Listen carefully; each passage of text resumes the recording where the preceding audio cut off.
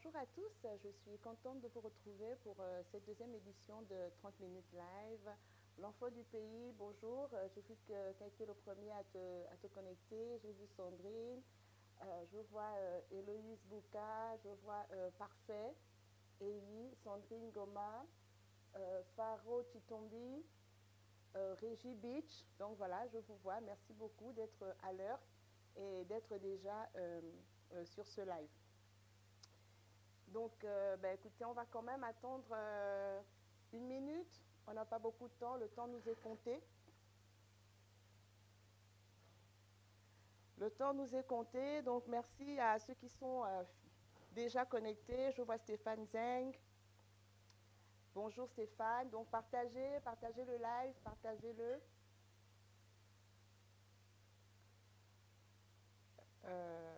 Jeanne Vanessa, bonjour.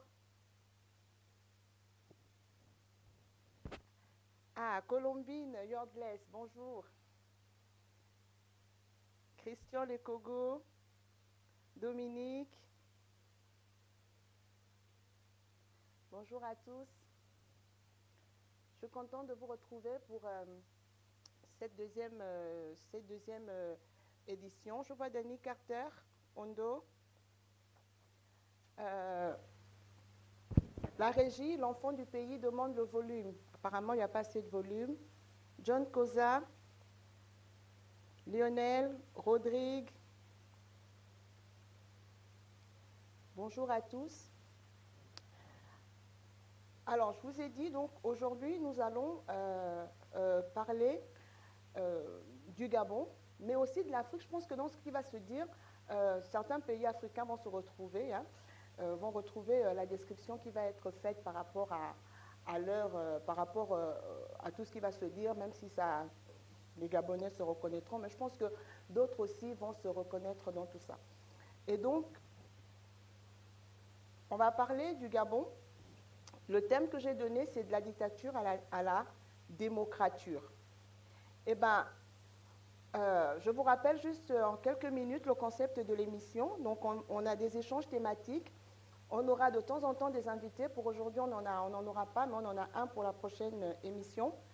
Il y aura des appels. Donc, vous pouvez appeler sur Skype 30 minutes live DLN. C'est le nom du compte Skype. 30 minutes live DLN. Donc, tout à l'heure, nous prendrons Loïc qui a demandé à intervenir à l'émission, donc il appellera tout à l'heure. Et puis, il y aura des échanges aussi sur le site web laurencendong.com. Et j'avais annoncé la dernière fois que le site serait en ligne. On a pris un peu plus de temps pour le développer parce qu'il y a des compatriotes qui ont voulu mettre à profit leurs compétences pour développer le site et le rendre beaucoup plus professionnel. Donc, je les remercie pour cela. Donc, ils m'ont demandé de leur accorder un peu plus de temps, parce qu'ils avaient pris l'information quand je l'ai annoncé, donc j'ai laissé faire. Et donc le site, il est en ligne dès maintenant, donc vous pouvez aller cliquer, laurencendong.com. Il y a des informations, il y a aussi le moyen d'échanger et aussi de faire des propositions, de critiquer l'émission, qu'est-ce qu'on peut améliorer, etc.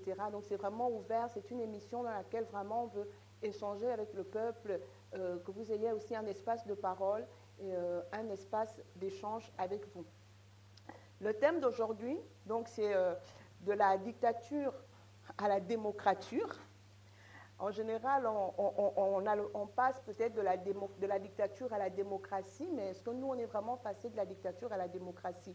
Je pense qu'on est plutôt passé de la dictature à la démocrature, et c'est ce dont on va parler pendant cette émission. Le concept même de l'émission, c'est qu'on parle de citoyenneté.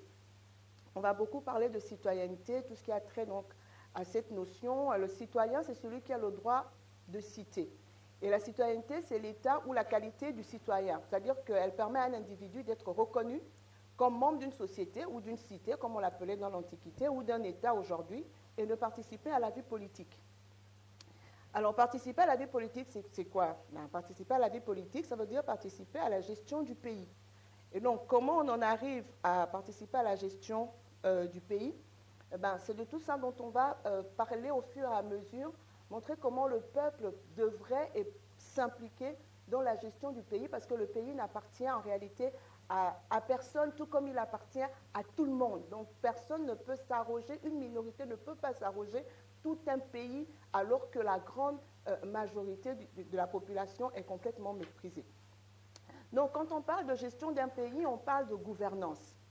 Et la gouvernance, c'est le fait de gérer un État, le fait d'administrer un État. On peut parler aussi de gouvernance des entreprises, on peut parler de gouvernance des associations, on peut parler de gouvernance des organisations. Ce qui nous intéresse ici, nous, dans un premier temps, c'est la gouvernance du Gabon, de notre pays.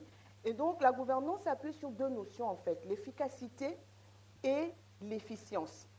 L'efficacité, elle mesure le rapport entre le résultat atteint et les objectifs qu'on s'est fixés au départ. D'accord? On se fixe des objectifs et on voit si on a réussi à les atteindre. Si on les a atteints, c'est qu'on est efficace. Si on ne les a pas atteints, on n'est pas efficace. Et puis, il y a la notion d'efficience. C'est-à-dire que si deux solutions ont un coût identique, quand on veut faire de la bonne gouvernance, on doit choisir celle qui permet de réaliser au mieux les objectifs qu'on s'est fixés. Maintenant, si deux solutions aboutissent au même résultat, il faut choisir celle qui est la moins coûteuse. Donc, l'efficience au moindre coût. Mais le problème que nous avons au Gabon, nous le savons tous, c'est évidemment la mal-gouvernance. Ça veut dire qu'il n'y a pas d'efficacité, les objectifs sont fixés, ils ne sont jamais atteints. On en aura un bel exemple au cours de l'émission.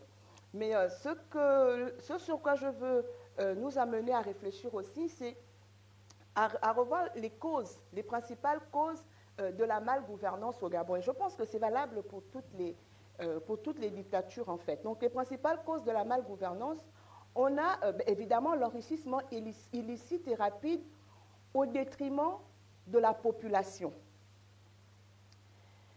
Et quels sont les auteurs de cet enrichissement illicite? Le premier auteur, ça a été évidemment la puissance coloniale, puisqu'elle est venue chez nous pour nos richesses, pas pour nous faire du bien, pas parce qu'elle voulait, comme ils disent, nous civiliser. Nous avions déjà une civilisation. Ils sont venus simplement parce qu'ils étaient intéressés par nos richesses. Ils étaient intéressés uniquement par nos richesses. Donc tout ce qui était fait, l'école à l'époque de la colonisation avait pour seul but de former des assimilés au service de la puissance coloniale. On n'était pas destiné à réfléchir pour développer nos pays. Et c'est ce qui s'est passé au moment des indépendances. On a écarté dans toute l'Afrique les nationalistes, ceux qui aimaient leur pays, qui étaient prêts à se battre pour les développer. C'est eux qu'on a, à défaut de les assassiner, on les a simplement écartés du pouvoir. C'est comme ça que Jean-Hilaire Obama a été écarté au profit de Léon Mba, par exemple. Donc, Omar Bongo qui est arrivé, parce qu'à un moment donné, Léon Mba, il disait quand même Gabon d'abord. Et ça ne plaisait pas trop à un moment donné. Bref, il a été remplacé par Omar Bongo Ondimba. Et Omar Bongo a fait de l'enrichissement illicite le fondement de son pouvoir. C'était le fondement, la base de son pouvoir, c'est l'enrichissement illicite. C'est ce qui a fait que quand il arrive au pouvoir, il négocie avec une entreprise comme Elf, à l'époque est devenue Total. Nous, on connaît ce qu'il a demandé à Elf, mais on ne sait pas ce qu'il a demandé aux autres entreprises pétrolières. On lui a accordé quand même 18% du pétrole gabonais. La France prenait 53%, je pense, et dans les 47% restants, il avait 18% et seuls 25% allaient à l'État gabonais. Et même, ces fameux 25% étaient aussi dérobés. Et j'ai suivi un reportage dans lequel celui qui parlait, je crois que c'est Loïc Le Flop-Prigent, un ancien directeur général d'Elf, qui disait que Omar Bongo, en fait, voulait ressembler aux émirs du Qatar en termes de richesse. Quand j'ai écouté ça, ça m'a vraiment fait rire. Je me suis dit, mais enfin, il voulait leur ressembler dans l'enrichissement personnel, mais il ne voulait pas leur ressembler dans la construction de leur pays. Parce qu'eux, ils ont construit leur pays.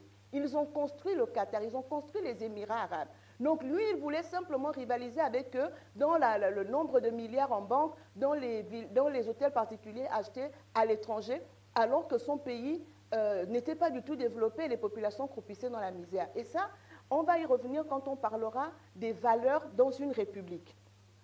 Le gros problème, c'est que cet enrichissement illicite est devenu une forteresse dans le pays. Qu'est-ce que j'entends par forteresse? Ça veut dire qu'aujourd'hui, même ceux qui disent combattre le système sont atteints par le syndrome de l'enrichissement illicite et rapide. Chacun bouffe là où il est attaché. L'agent de la mairie va passer son temps à racketter les pauvres commerçants du marché les pauvres petits commerçants qui n'ont pas déjà grand-chose. Ben parce que lui aussi, il veut gonfler ses fins de mois, peut-être qu'il n'en a pas assez. Donc, en fait, c'est toujours le peuple qui trinque.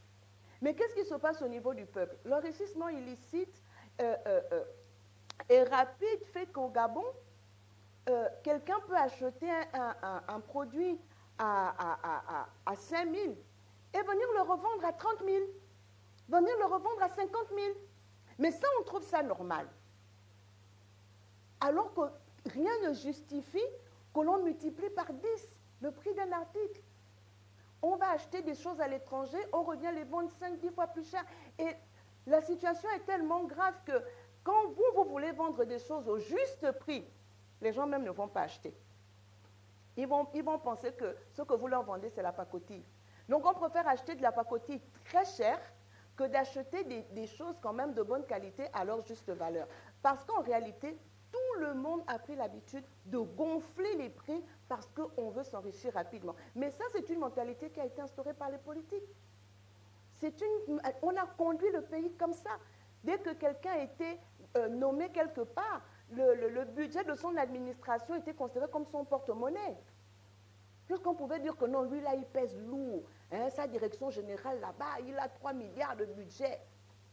Mieux encore, ce qu'il faisait dans les ministères, c'est que comme les budgets de l'État sont souvent mis en place tardivement, donc on faisait des avances sur le budget du ministère et cette avance-là était versée sur le compte personnel d'un individu qui était le gestionnaire de cette avance. Et ça s'est élevé souvent à des centaines de millions de francs CFA. Et beaucoup se sont enrichis comme ça. Donc, il faut aujourd'hui, quand on veut changer le Gabon, bien regarder si nous-mêmes, on n'est pas enclin à ces choses-là.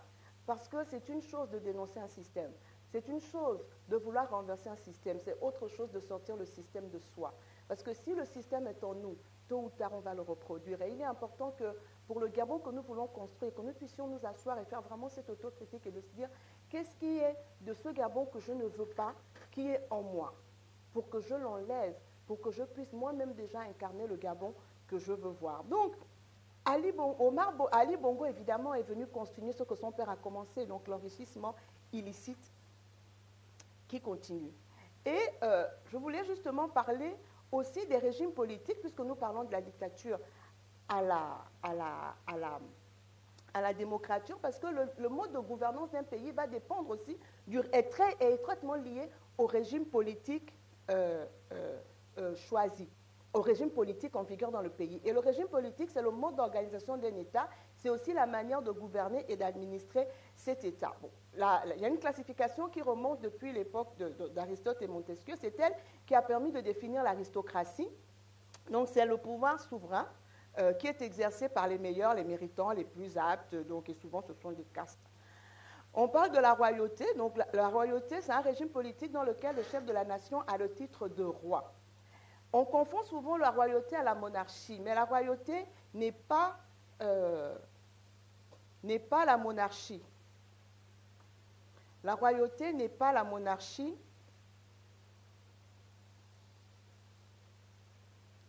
J'ai un retard entre mon diaporama et la vidéo, et le live, s'il vous plaît. Donc, la royauté, ce n'est pas la monarchie. Un monarque peut porter un autre titre, en fait, que celui de roi. Un monarque peut être appelé empereur, consul, guide suprême, éternel, tyran, dictateur. Par contre, un roi ne dispose pas nécessairement de tous les pouvoirs, contrairement au monarque. Nous avons par exemple la reine d'Angleterre. En Angleterre, on a une royauté, mais qui ne dispose pas de tous les pouvoirs. Alors que le monarque, lui, a tous les pouvoirs en main. Donc, on n'a pas besoin d'être dans un royaume pour que l'on ait un monarque, en fait. Et puis, la démocratie, donc, on en parle tout le temps, le pouvoir du peuple par le peuple, c'est le pouvoir qui est détenu ou contrôlé par le peuple qui exerce donc soit la souveraineté, sans qu'il y ait de distinction due à la naissance, à la richesse, aux compétences. Donc ça, c'est le principe d'égalité. Et en règle générale, les démocraties sont indirectes ou représentatives. Donc ça veut dire que le pouvoir s'exerce par l'intermédiaire de représentants qui sont désignés lors des élections ou du suffrage. Donc, C'est pour ça qu'on nous appelle pour aller voter, parce que le peuple est censé avoir, donc cette souveraineté qui lui permet de désigner ceux qui le représentent et donc qui vont exercer le pouvoir en son nom et non pas en lieu et place du peuple.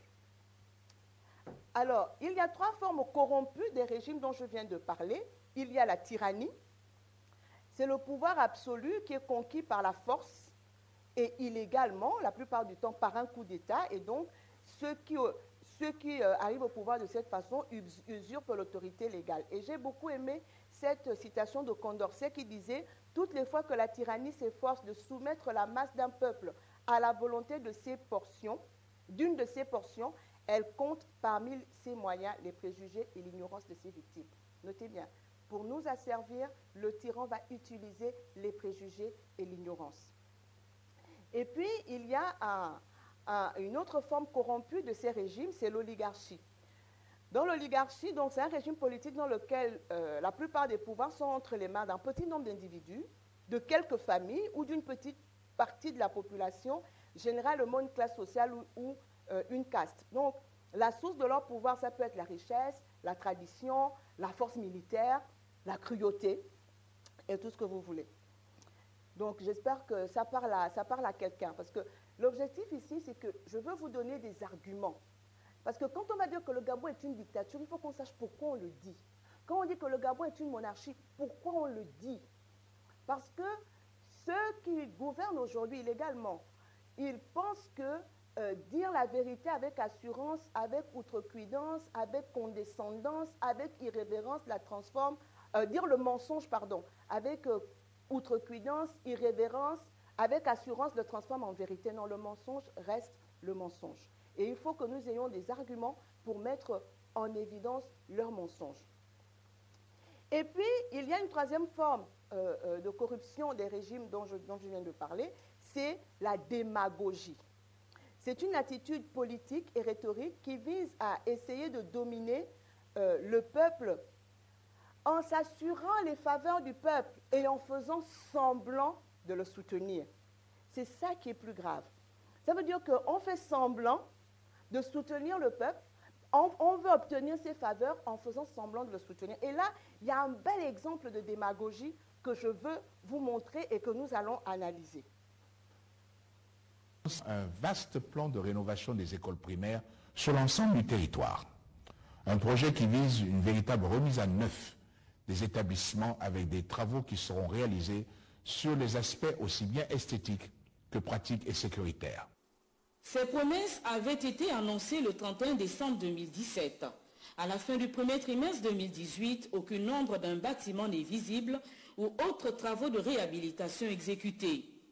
Fort de ce constat négatif, Ali Bongo Ondimba est monté au créneau en tapant du poing sur la table. J'avais donc indiqué que je souhaitais que nous puissions revaloriser, remettre en état un certain nombre de salles de classe.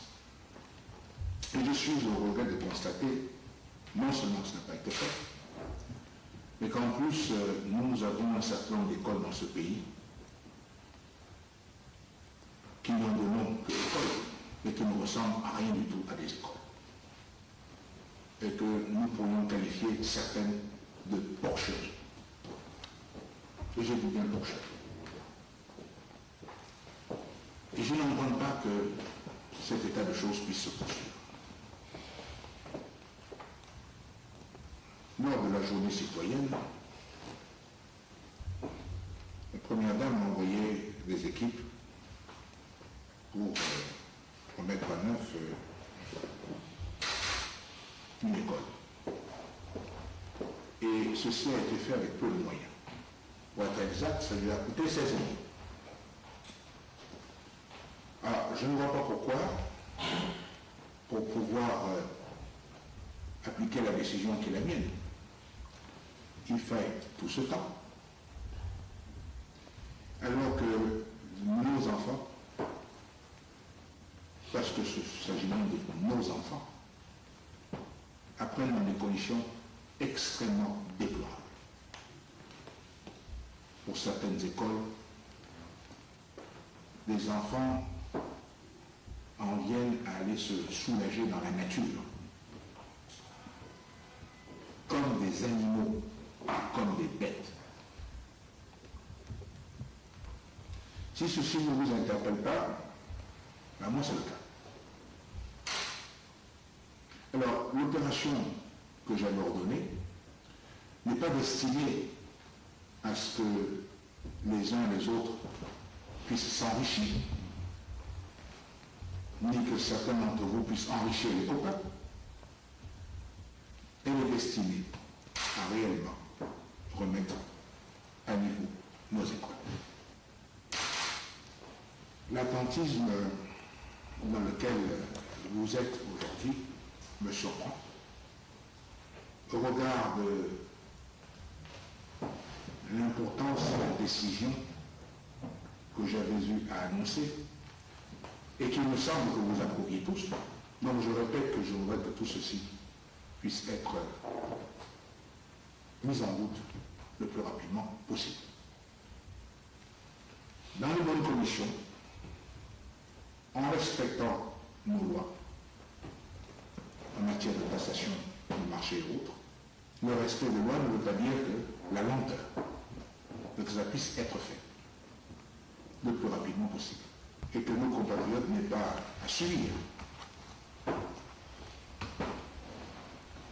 les aléas administratifs auxquels, pour l'instant, on les soumet.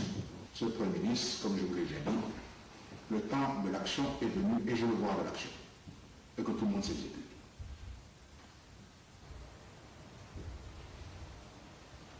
Merci. Bon, mes compatriotes, mes frères et sœurs, mes compatriotes, vous-même, vous voyez ça comment? Parfait. Stéphane et toi, vous pourrez faire votre live tout à l'heure. Je pense qu'il y a tellement de choses à dire sur cette vidéo que je pense que moi, je n'épuiserai pas le sujet et vous ne l'épuiserez pas non plus. Tu vois?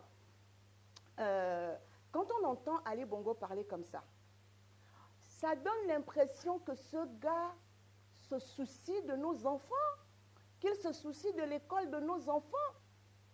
Mais celui qui parle, son père a dirigé le Gabon pendant 42 ans. Lui-même, il est au pouvoir depuis 9 ans. Donc, c'est en 2017, mars 2018, qu'il découvre que les écoles des enfants sont des porcheries. C'est maintenant qu'il découvre ça. Lorsqu'il est arrivé au pouvoir en 2009, la première chose qu'il a demandé, ce sont les États généraux de l'éducation qui ont eu lieu en 2011. Qu'est-ce qu'il en a fait? En 2013, plus de 20 milliards de francs CFA sont sortis du trésor public qui ont été remis à l'Agence nationale des grands travaux, dont lui-même était président du conseil d'administration, en violation de l'article 14 de notre ancienne constitution qui interdisait au chef de l'État d'avoir d'autres activités à but lucratif. Et il se versait lui-même un salaire de 160 millions par mois en tant que PCA de l'Agence nationale des grands travaux, président du conseil d'administration. Ces 20 milliards sont sortis du trésor. Il devait construire et réhabiliter 60 établissements scolaires. Oh, pas un seul n'est sorti de terre.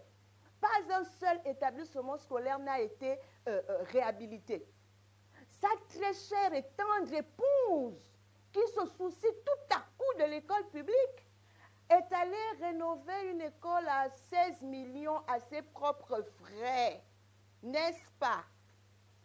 Mais on a oublié que la même a construit Ruban Vert, une école privée dans laquelle l'année scolaire coûte près de 4,5 millions de francs CFA selon les niveaux, et que Ruban Vert a coûté 2 milliards. J'ai fait le calcul. Si la norme, c'est de rénover une seule école à 16 millions, nous allons prendre leur norme. Un vaste plan de rénovation des écoles primaires sur l'ensemble du territoire. Nous allons prendre leur norme de 16 millions par école. 2 milliards, j'ai divisé par 16 millions, ça fait 125 écoles qui auraient pu être rénovées. Est-ce que vous savez que chaque année au Gabon, il y a 2,6 milliards qui sortent du trésor, qui sont alloués aux établissements privés? Et 60% de cette somme de 2,6 milliards est attribuée à 2 établissements seulement. Berthe et Jean, qui appartient à Marie-Madeleine Bourantsouan, qui est anticonstitutionnel, en venant s'occuper, en ayant des activités à but lucratif. Et le deuxième établissement, c'est celui de Blaise Louembert. C'est maintenant qu'ils se rendent compte que nos enfants défèquent à l'air, qu'ils n'ont pas de toilettes dans les écoles, qu'ils sont assis à même le sol. Lui-même n'a pas fait semblant de visiter des écoles quand il faisait sa soi-disant campagne électorale. Ça, c'est un bel exemple de démagogie. Et on ne voit même pas, dans la même vidéo, il reconnaît que ses collaborateurs, ceux à qui il parle, s'enrichissent de manière illicite sur les marchés de l'État. Il leur dit que ce que j'ai demandé, ce n'est pas pour que vous vous enrichissiez. Il leur dit, ce n'est pas pour que vous distribuiez les marchés à vos amis. Donc, il reconnaît qu'ils ont l'habitude de distribuer les marchés de l'État gré à gré, sans tenir compte du code d'attribution des marchés. Voilà comment quelqu'un, en voulant faire semblant, parce que c'est tout ce qu'il sait faire, il montre à la face du monde qu'ils sont en réalité rien d'autre que des démagogues, des voleurs et des personnes qui ne se soucient nullement de notre pays. Ça, c'est un très, très bel exemple de démagogie. Je pense que dans toutes les écoles, dans tous les instituts de sciences politiques, on va le prendre pour illustrer vraiment ce qu'est un démagogue. Vous gérez un pays pendant 50 ans. 50 ans après, l'éducation est à terre. Et c'est là que tu viens donner des instructions. Regardez comment il parle à ses collaborateurs, comme à des moins que rien. Il leur parle comme à des vauriens, parce qu'il sait ce qu'ils sont. Il sait qu'il est en train de s'adresser à une bande de rapaces, à une bande de voleurs.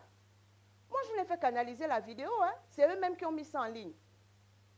On va avancer.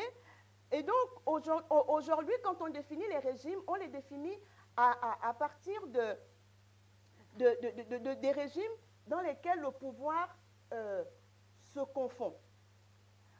Il y a des régimes où tous les pouvoirs sont confondus au profit de l'exécutif. C'est le régime présidentialiste où le président a tous les pouvoirs et la dictature.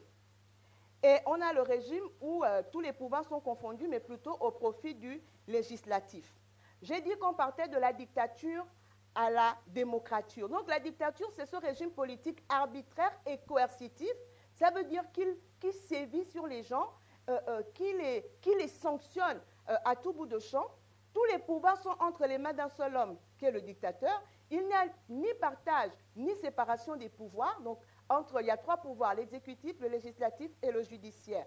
L'exécutif, c'est ce qui met en mouvement toutes les lois, les ordonnances, tout ce qui concerne le fonctionnement de l'État. Le législateur va voter les lois que l'exécutif va faire appliquer et le judiciaire est là pour veiller à ce que les lois soient appliquées et ceux qui ne les appliquent pas, eh ben, il y a des sanctions derrière de la coercition. Et donc, dans une dictature, il n'y a pas de contrôle de pouvoir. Et il y a une absence d'élections libres. Au départ, on disait qu'il n'y a pas de constitution. Dans les dictatures, il n'y avait pas de constitution. Les libertés individuelles ne sont pas garanties. Les dictateurs s'imposent. Ils s'imposent et se maintiennent au pouvoir par la force, en s'appuyant sur l'armée, une milice, un parti, ou bien une caste, un groupe religieux ou social. Quand on regarde le cas du Gabon, et toutes les autres dictatures vont se reconnaître, le chef de l'État, il est le chef de l'exécutif, il est le chef suprême des armées, il est le président du Conseil supérieur de la magistrature, il contrôle le Parlement parce qu'en réalité, il nomme ses parlementaires à travers de fausses élections et en même temps, il est président de son parti politique, donc leur fameux PDG. Au Gabon, on le sait tous, il s'est imposé par la force, donc ça fait de lui un dictateur. Il a tous les pouvoirs entre les mains, ça fait de lui un monarque. Donc, le Gabon, c'est une dictature plus une monarchie. Voilà ce dont on est au Gabon. Donc, on peut le leur démontrer aujourd'hui qu'ils sont en réalité une dictature et une monarchie. Alors, je disais de la dictature à la démocrature. C'est quoi la différence entre la dictature et la démocrature? On arrive à la fin de ma présentation et donc les interventions vont nous faire aller au-delà de 30 minutes, mais ma présentation va s'arrêter dans quelques secondes. Avant 1990, donc de 67 à 90, nous étions dans une dictature forte. Et puis en 1990, il y a eu la conférence nationale, il y a eu En 91, l'adoption d'une nouvelle constitution donc, qui établissait le multipartisme, parce qu'avant 90, les partis d'opposition étaient interdits, il y avait un seul parti État qu'on connaît. Il n'y avait pas de limitation des mandats présidentiels, donc là, les mandats étaient limités à 2 consécutifs. On avait ramené le septennat en quinquennat. Ils ont mis en place une cour constitutionnelle, ils ont mis en place une commission électorale qui était censée être indépendante et plusieurs autres mesures qui étaient censées nous mettre sur le chemin de la démocratie. Mais qu'est-ce qu'on a constaté? On a constaté que les institutions dites démocratiques qui avaient été mises en place, en fait, étaient aux ordres de la dictature. Omar Bongo s'est arrangé à mettre sa maîtresse comme président de la Cour constitutionnelle. Et on sait ce qui a été par la suite. L'Assemblée nationale, qui lui était entièrement acquise, est revenue sur la limitation des mandats.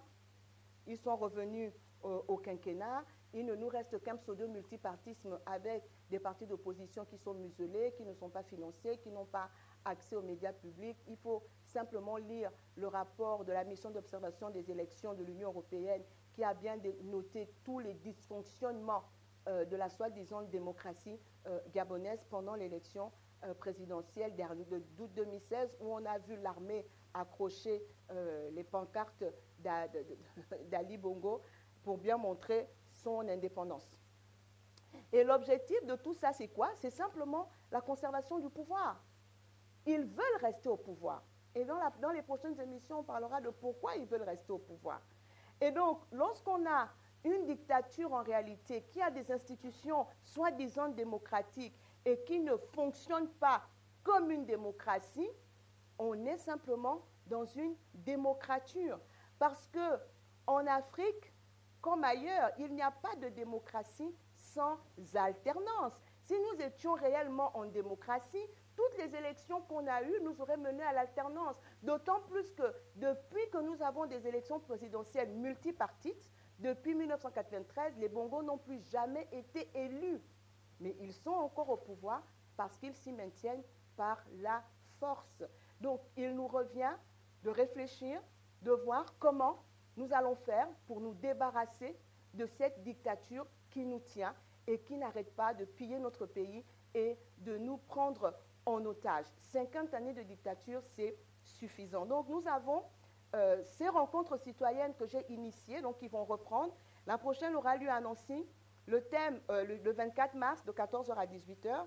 Le thème, nous allons parler des conditions d'une révolution citoyenne au Gabon, parce que je crois que c'est de la responsabilité de chaque citoyen, de chaque Gabonais, de se lever pour prendre en main son pays et arracher la liberté des mains de ces dictatures. Et donc, nous aurons 3 ateliers, on va réfléchir, il y aura des ateliers.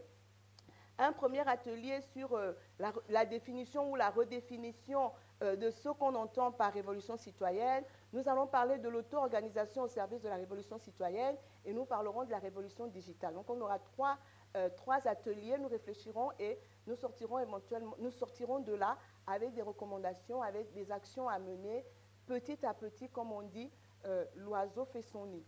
Donc à ce niveau, merci, on a atteint nos 30 minutes live. Alors, comme l'émission est à ses débuts, on va se faire la main. Et il y a un jeune qui voulait intervenir, je crois qu'il est au Gabon, et donc il devait appeler. Donc voilà, s'il peut le faire maintenant, Loïx. Comme ça, on va prendre son appel. Et en entendant que Loïc s'appelle, je voulais vous montrer aussi autre chose parce que, donc aujourd'hui, vraiment vous permettez, j'ai fini ma présentation, mais je veux coller aussi à l'actualité parce que le Gabon, on le sait tous, demain aux Nations Unies, va présenter, donc va revenir pour son rapport des droits de l'homme. Ils sont passés en novembre 2017.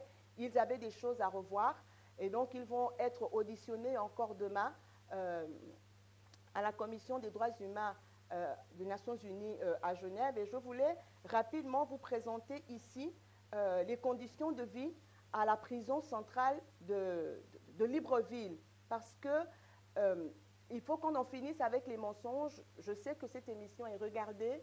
Je sais qu'elle est regardée par les personnes qu'on ne soupçonne même pas. Et donc, c'est pour leur dire que quand M. Nkeya va à la Commission des droits de l'homme dire qu'au Gabon, la prison centrale ressemble à un hôtel où chaque Gabonais, chaque prisonnier a sa chambre, moi je vais vous montrer des photos qui ont été prises à l'intérieur de la prison. Parce que c'est complètement inhumain. Un prisonnier a des droits. Le seul droit dont il est privé, c'est la liberté. En dehors de la liberté, il a tous les autres droits là où il se trouve. Et donc, par rapport à cet examen périodique, voilà, je voulais vous montrer ici les conditions.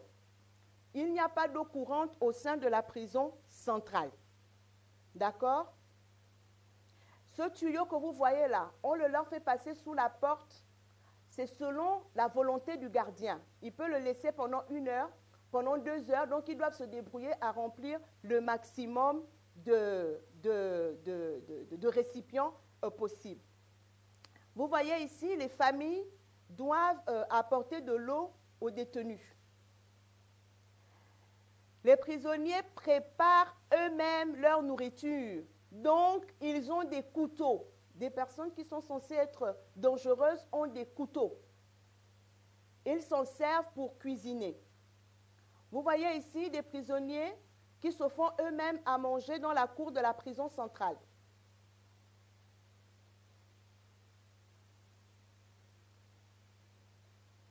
Donc les prisonniers se font eux-mêmes à manger. Regardez les conditions. Il n'y a pas de cantine en prison.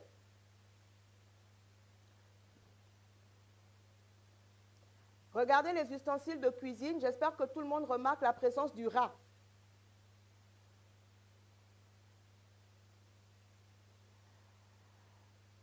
Voici la cuisine de la prison. Les conditions de sommeil dans la prison. Voilà comment ils dorment. Voici le dortoir avec le sous-pont, le mi-pont et le haut-pont. Un prisonnier doit travailler, mais le prisonnier, quand il travaille, parce que je vois Iboga Power qui écrit, ce sont des prisonniers, ils doivent travailler. Oui, ils doivent faire des travaux d'intérêt général, mais la prison se doit de les nourrir. Ce n'est pas à eux de se faire à manger dans des conditions aussi inhumaines. Ce n'est pas le rôle. Ils doivent être nourris décemment par le service de la prison. Et en plus de ça, les parents leur apportent à manger. Et quand les parents doivent aller visiter les prisonniers, ils payent 1000 francs le permis de visite par semaine. Donc, si vous avez un parent en prison, vous voulez le voir toutes les semaines de l'année, vous dépensez 52 000 francs. Vous payez pour aller le voir et la prison n'en prend pas soin. Ils n'ont pas d'eau courante. Récemment, il y a eu 2 morts de choléra parce que les cuves d'eau qui sont à la prison datent de 1960. Il y a un jeune homme qui est mort en prison récemment parce qu'il lui fallait de l'insuline. On ne lui en a pas donné. Il est mort là dans l'indifférence totale des gardiens de prison qui l'ont vu mourir. Ça, c'est l'espace de promenade. Voici l'espace où ils vivent, la douche, là où ils se lavent. Là, vous avez, regardez l'insalubrité, la poubelle même est dans la cuisine. Et là, vous avez la salle de récréation, là où ils sont assis. Là, ils se détendent, quoi. Ils mangent. Vous voyez un monsieur blanc qui est en train de manger. Ce monsieur, je l'ai rencontré en Suisse. Il a réussi à être libéré. Il était venu chercher sa fille qui a été séquestrée au Gabon et qui, malheureusement, est restée au Gabon toujours séquestrée par des barons du régime. Il n'a pas pu la ramener avec lui. Donc, on a vu les dortoirs des prisonniers. Je vous montre rapidement les toilettes de la prison. Donc, ça, c'est un prisonnier qui est à l'isolement. Regardez comment il est enchaîné comme un animal. Il a des bouteilles devant lui, des bouteilles d'eau. Vous voyez ce qui est à l'intérieur, ce sont ses urines. Et elles sont rouges parce qu'il a été torturé, ses urines sont ensanglantées. Dans cette prison, on a des enfants, des mineurs qui sont mélangés aux adultes. Quel âge ont ces enfants pour qu'ils se retrouvent en prison? Quel est l'âge de la responsabilité judiciaire au Gabon? Donc voilà ce que je voulais montrer ici, qu'on sache que ce qu'Nkeya a dit est faux. Ne rien que pour cet exemple-là, parce que tout leur rapport sur les droits humains au Gabon est mensonger. Mais au moins, je voulais apporter cette preuve concernant ceux qui sont à la prison centrale, qui ont réussi à me faire parvenir ces photos pour que je puisse les montrer à la face du monde et dire combien ces gens sont des menteurs. Donc voilà, merci beaucoup pour votre attention. Donc j'attends l'appel. Est-ce que si Loïc me suit, Loïc qui a demandé à participer à l'émission, s'il me suit, s'il peut appeler?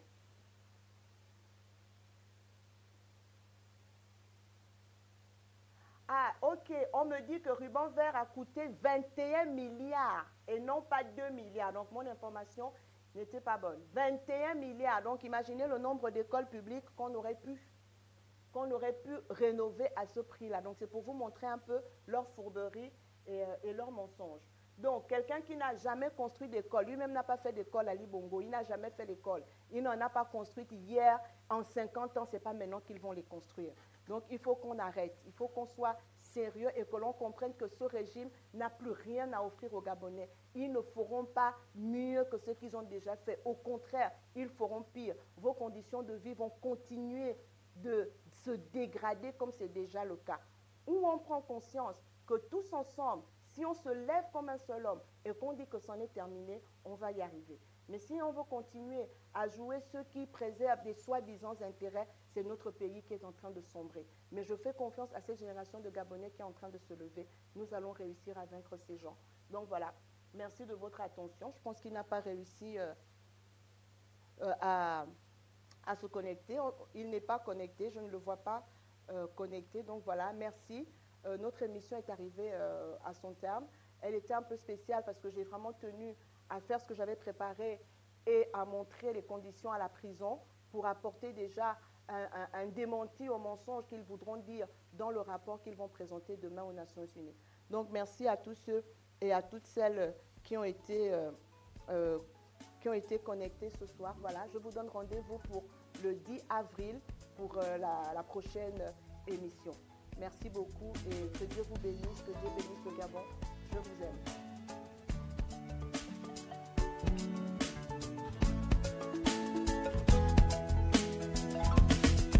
Gabon, dictature inavouée, où la liberté est bien emprisonnée.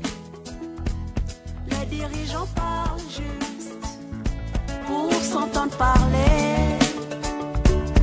Il nous faut la paix, arrêtez donc de crier. Baisse le mot.